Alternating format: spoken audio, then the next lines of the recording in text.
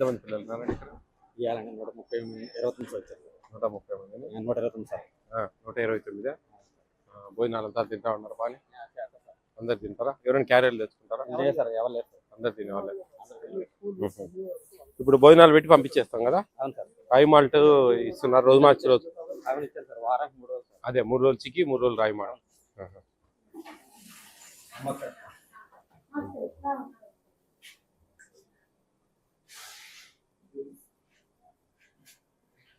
గంజి వంచడం పద్ధతి బాగానే ఉంది కానీ విటమిన్స్ అన్ని వెళ్ళిపోతాయండి.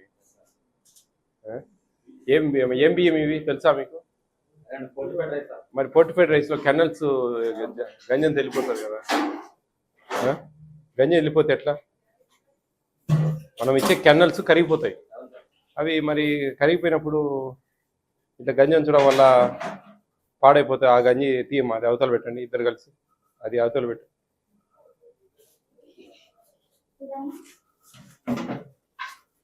ఇప్పుడు ఈ గంజిలోనే ఉండేది ఆ కెనల్స్. ఈ అన్ని విటమిన్స్ అన్ని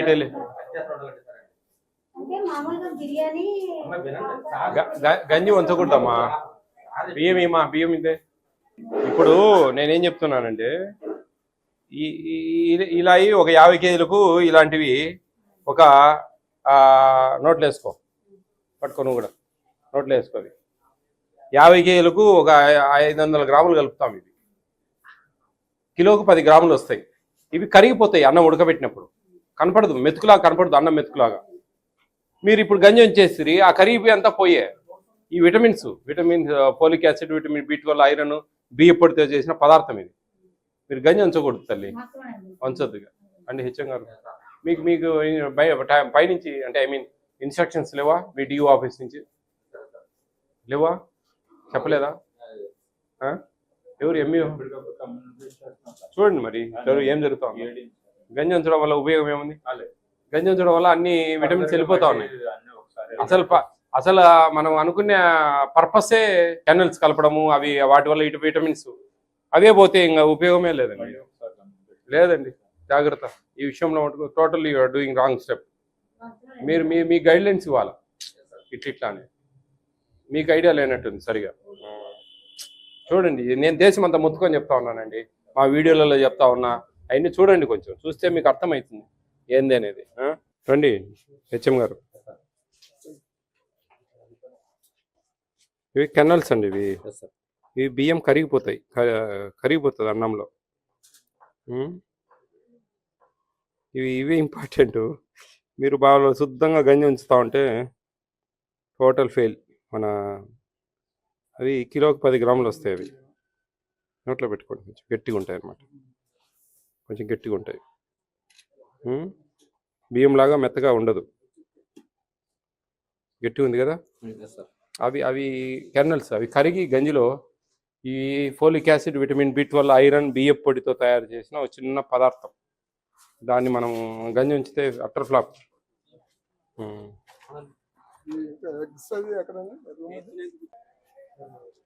సార్ చైర్మన్ గారు మాట్లాడతారు. హలో డిఓ గారు. నమస్తే అండి. అంటే నేను ఈ కొవ్వూరు మండలము పసివేదల విలేజ్లో ఉన్నాను, ఒక జెడ్పీ హై స్కూల్లో.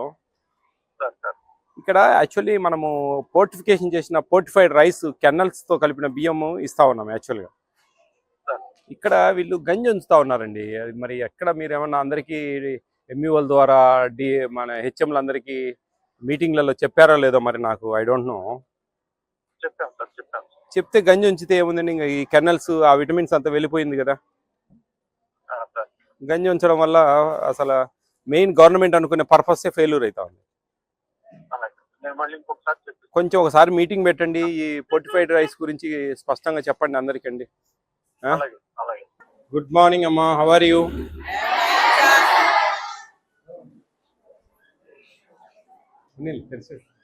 తెరిచే పెట్టు. బాగున్నారంతా? మీరు తింటున్న భోజనాలు ఎలా ఉన్నాయి అనే విషయాల మీద మేము ఏపీ స్టేట్ ఫుడ్ కమిషన్ అనేది పనిచేస్తూ ఉంటుంది. తీయమ్మా డోర్ తీయమ్మా, వెనకది తీయమ్మా, తీసి పెట్టండి. మరి లైటింగ్ డోర్లు అన్నీ తీసేయండి. అది కూడా తీయండి. ఓకే. మీరు తింటున్న భోజనాలు ఎలా ఉన్నాయనే విషయాల మీద మేము తనిఖీలు చేస్తూ ఉంటాం ఏపీ స్టేట్ అంతా. మధ్యాహ్న భోజన పథకంలో మనకు జగనన్న గోరుముద్దాన్ని మంచిగా 6 రోజులు మంచి భోజనాలు ఇస్తూ ఉన్నారు. మీరంతా తింటా ఉన్నారా? బాగుందా? వంట వాళ్ళు బాగా చేస్తున్నారా? మీకు తగినంత పెడతారా? ఈరోజు ఏంటి? టమాటా పచ్చడి, సాంబార్ అన్నం. సాంబార్ అన్నం బాగుందా మీకు? సాంబార్ అన్నం బదులు ఇంకొకటి వచ్చే లెమన్ రైస్. లెమన్ రైస్ ఇవ్వడం లేదా మీకు? హెచ్ఎం గారు రండి సార్. ఓకేనండి. నేనేమంటున్నానంటే ఎప్పుడైనా ఒకసారి లెమన్ బాత్ కూడా చేసి పెట్టండి. పెడితే పిల్లలు ఏది ఇంట్రెస్ట్ ఉందో అది మనం ప్రొసీడ్ కావచ్చు. ఓకేనా? నెక్స్ట్ వీక్లో సాంబార్ అన్నం బదులు లెమన్ రైస్ చేద్దాం. మీకు ఏది బాగుంది అనుకుంటే అది పెడతారు. Lemon rice with chutney. Lemon rice with chutney. మనకు పులిహోర అన్నం చట్నీ ఇస్తారు కదా, అట్లే టమాటా చట్నీ ఇస్తారు దీనికి కూడా. లెమన్ రైస్, టమాటా చట్నీ. కొంతమంది సాంబార్ రైస్ను కొద్దిగా ఇష్టపడరు మామూలుగా. ఎందుకంటే మన ఆంధ్ర పబ్లిక్ ఎట్లంటే ఈ రెండు కలిపితే తినం. అదే విడివిడిగా ఉంటే మనం సాంబారు అన్నము విడివిడిగా ఇస్తే కలుపుకొని తింటాం బాగా. అంతేగాని కలిపింది పెడితే కొంతమంది ఇష్టపడరు. సరే, ఎనీహౌ అది కూడా ఒక వారం చేద్దాం. అది బాగుందంటే అదే కంటిన్యూ చేయొచ్చు, ఇది బాగుందంటే ఇది కంటిన్యూ చేయొచ్చు. అట్లే మనకు పొంగల్ అండ్ పులిహోరనా,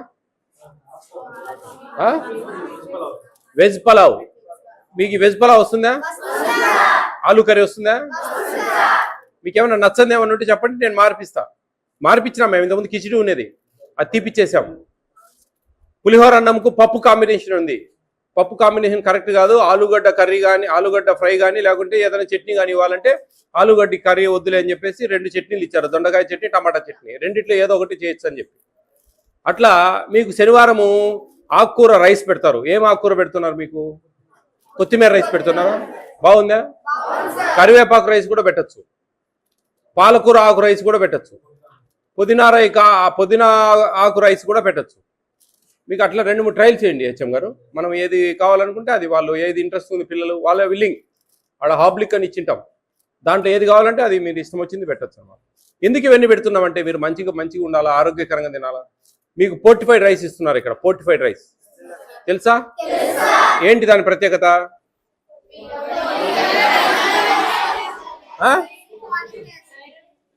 తినండి. మీకు ఇచ్చారా? అందరికి వచ్చాయా? 2 నోట్లు వేసుకోండి, తినండి. గట్టిగా ఉన్నాయా? అవి బుగ్గను పెట్టుకుంటే కన్నా కొద్దిసేపు ఉంటే మెత్తగా అయిపోతాయి. ఇవే అనమాట పోర్టిఫైడ్ రైస్. 50 కేజీల బ్యాగ్లో 500 గ్రాములు కలుపుతారు వీటిని. అంటే కిలోకు 10 గ్రాములు వస్తాయి. కిలోకు 10 గ్రాములు వస్తాయి అన్నమాట.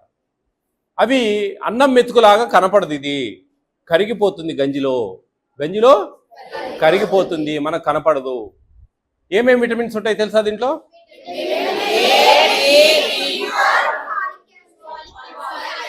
ఒక్కర్లే చెప్పమ్మా. Vitamin B, vitamin A, B12, folic acid వంటివి కలపడం నిల్వ చేయడం ద్వారా కోటింగ్ టెస్టింగ్ యాక్టివిటీస్. ఒరే ఏందండి అవన్నీ కాదు. Vitamin B12, iron, folic acid, ఈ 3 ఏంటి చెప్పినారు, 5 లేవు. Vitamin B12, iron, folic acid plus బియ్యం పొడితో తయారు చేసిన బియ్యం లాంటి పదార్థం. అది బియ్యం గింజ లాంటి పదార్థం మీరు తిన్నది. అది మనిషి తయారు చేసిన పదార్థము. వాటి కెనల్స్ అంటారు. ఓకేనా? వీటి వల్ల ఉపయోగాలు ఏంటి తెలుసా మీకు? బలవర్ధకమైన ఆహారం. ఇంకా దేని ఉపయోగమైంది? మీరు అందరు ఇటు కూర్చోండి. ఇప్పుడు ఇట్లా కూర్చోండి అందరూ. బ్యాక్ బోన్ స్ట్రెంత్ ఆన్ అవుతుంది. బ్యాక్ బోన్ స్ట్రెంత్ ఆన్ అవుతుంది. నాడీ వ్యవస్థ బాగా పనిచేస్తుంది. ఓకే? హిమోగ్లోబిన్ శాతం బాగా పెరుగుతుంది. ఓకే? మీకు అందరికీ అవసరమైన మెమొరీ పవర్ ఇంక్రీజ్ అవుతుంది.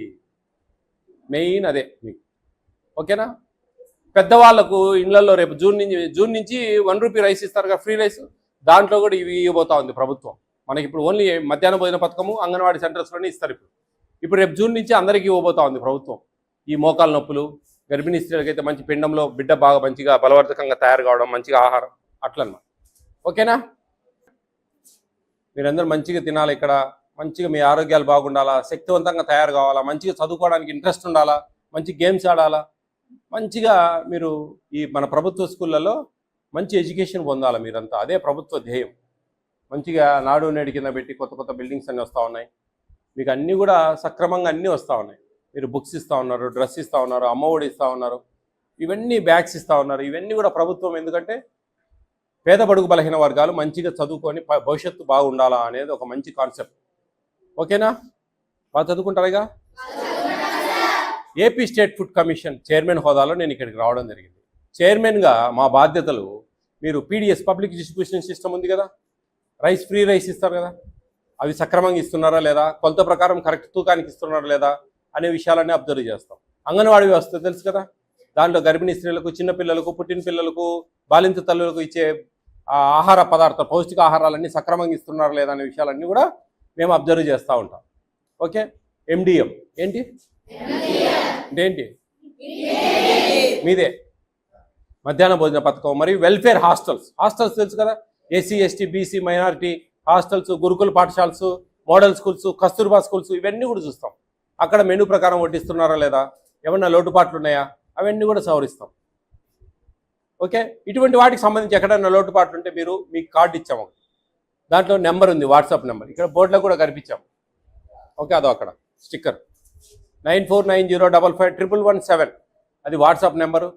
దానికి ఏమైనా లోటుపాట్లు ఉంటే కదా, పలానా స్కూల్లో మాకు మెనూ డివేట్ అయింది, మాకు ఎగ్గు రావట్లేదు, ఎగ్గు పెట్టట్లేదు అనేటివన్నీ కూడా మీరు చెప్పచ్చు. దాంట్లో మీ తల్లిదండ్రులు ఆండ్రాయిడ్ ఫోన్లోంచి మెసేజ్ పెడితే దాన్ని మేము పై అధికారులకు పంపించి చర్యలు తీసుకుంటాం.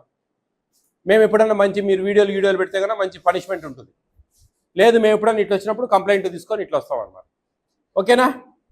బాగా చదువుకుంటారా మరి? All the best all of you. Bye.